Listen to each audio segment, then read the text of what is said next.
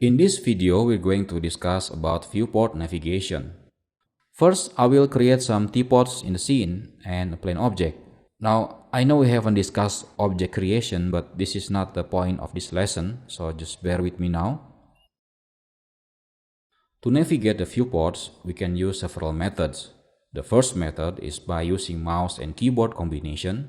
The second method is using the view cube, and the last method is by using the navigation tools at the right bottom screen. We're going to learn to use the mouse and keyboard combination method because it is by far the fastest method to navigate around the viewports. When you're using view cube, you need to move your mouse first to the edge of the viewport like this. Also, if you are using the navigation tools down here, you need to move your mouse even further. These two methods can still be useful in the situation where you couldn't find a standard 3-button mouse and you are forced to use your laptop trackpad, for example. Other than these scenarios, it's recommended to use your mouse and keyboard combination. Because we're not going to use the view cube, I will hide the view cube first. To do that, click on this plus sign on the left top area of the viewport, view cube, and click on show the view cube. Now you can see the view cube are all gone or hidden. To show it again, you can use the same method, but I will leave this hidden in my user interface from now on. Okay, let's begin our lesson with dragging or panning the viewport. To pan the viewport, we can use the middle mouse button. Now, many people don't realize that they have a middle mouse button because it's actually hidden in the scroll wheel. So if you click on the scroll wheel, you actually clicking using the middle mouse button. Again, you need to press the scroll wheel, not rotate it. After you press and hold it, if you drag the mouse, the viewport will pan around. To zoom in and out the viewport, you can rotate the scroll wheel back and forth. So scroll forward to zoom in, scroll backward to zoom out. Another method to zoom in and out, but with more precision, you can use the Ctrl plus Alt plus middle mouse button at the same time and move your mouse back and forth.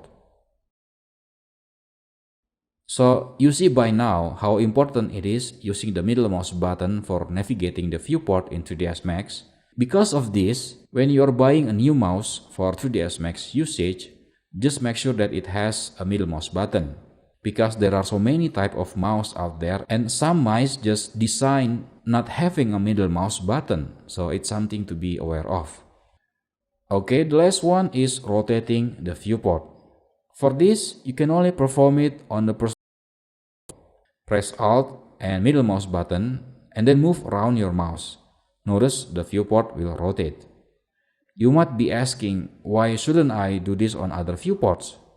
Well, because if you do this on other viewports, the viewport will change to orthographic viewport. This looks like perspective viewport, but notice it doesn't have any vanishing points. To switch a viewport to perspective or the left viewport or any viewport you want actually, you can click in this text, which is the second title of the viewport, and choose any viewport type you want.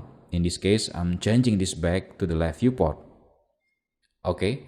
The next lesson is about maximizing and minimizing viewport. To maximize an active viewport, which is indicated by this yellow frame, simply use the shortcut Alt-W. This will maximize that current viewport to fill the entire viewport layout. Now, to switch back to the quad layout, we can simply hit Alt plus W again. If you don't like using the keyboard shortcut, you can use this button, which is the most bottom right button in the screen and works exactly the same as pressing Alt and W. The last thing we're going to discuss in terms of viewport navigation, which is very important, is zoom extend. If we select an object and click this zoom extend button, or you can use Z for keyboard shortcut, the viewport will automatically zoom to that particular object. If nothing is selected, pressing the zoom extend or pressing Z will make every object in the scene to be zoomed by the viewport. This is helpful in the scenario where, for example, we rotate and zoom away from the origin and we just kinda lost in space.